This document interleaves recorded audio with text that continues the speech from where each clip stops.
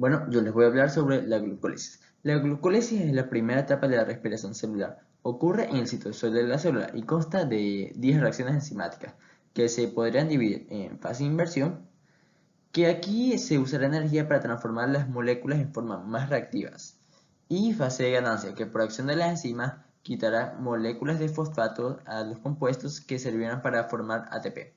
Al final de todo este proceso se formarán dos moléculas de piruvato que se usarán en la oxidación del piruvato, dos moléculas de ATP, que es la forma básica de energía, y dos moléculas de nicotinamida adenina dinucleotida, o también llamado NAD, que se usarán en la cadena de transporte de electrones. Luego de tener el piruvato ocurren dos procesos más, que es la oxidación del piruvato y el ciclo de Krebs. La oxidación del piruvato, esta ocurre en la matriz mitocondrial y es el proceso donde el piruvato libera dióxido de carbono, una molécula de dos carbonos. Esta se oxida y produce NAD. La molécula de dos carbonos oxidada se une a una molécula de coenzima A y al grupo acetilo. Esto forma el acetilcoenzima A. Ahora el ciclo de Krebs. Este también ocurre en la matriz mitocondrial. Es un ciclo de 8 etapas.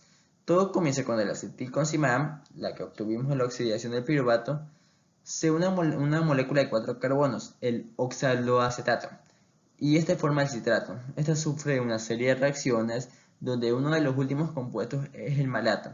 Este se oxida para dar de nuevo el oxaloacetato y se repite el ciclo. Una sola vuelta del ciclo de Krebs genera dos moléculas de dióxido de carbono, tres moléculas de NAD, una molécula de FAT2 y una molécula de ATP. Las moléculas de NAD y FAT2 van a ser usadas en la cadena de transporte de electrones. A continuación, mi compañero.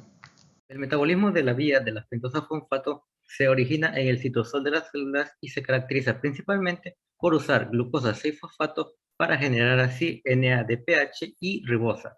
Además, se caracteriza por no usar ni tampoco producir alguna molécula energética, como lo puede ser el ATP. De la misma manera, el proceso completo consta de dos partes, una fase que es oxidativa, que es irreversible, y una fase no oxidativa, el cual puede ser reversible. En la fase oxidativa es cuando se producen las dos moléculas de NADPH porque la glucosa pasa por dos enzimas. Aún así, al final siempre se va a producir una ribulosa 5-fosfato que ya entra en la fase no oxidativa y puede tomar tres rutas diferentes. En la primera de ellas puede formar ribosa 5-fosfato, el cual es un metabolito precursor para la síntesis de nucleótidos como lo puede ser el ADN o el ARN.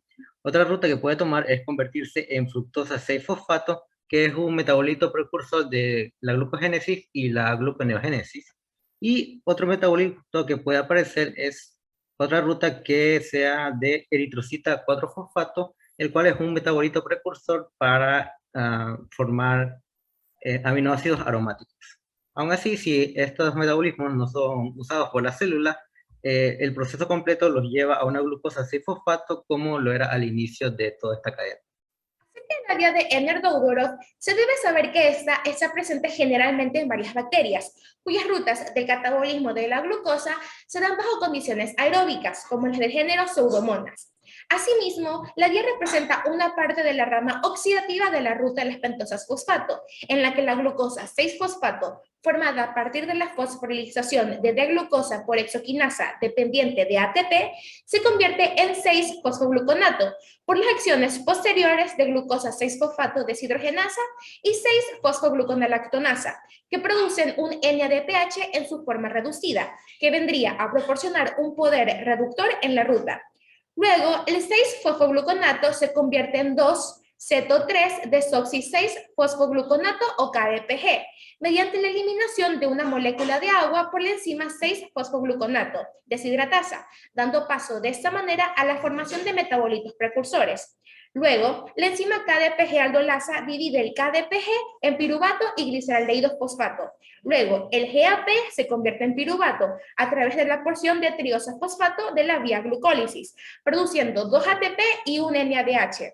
Por lo tanto, una sola molécula de glucosa catabolizada a través de la vía de Ennard-Doudoroff puede degradarse a 2 piruvatos produciendo un ATP neto junto con un NADPH y un NADH reducidos. Muchas gracias.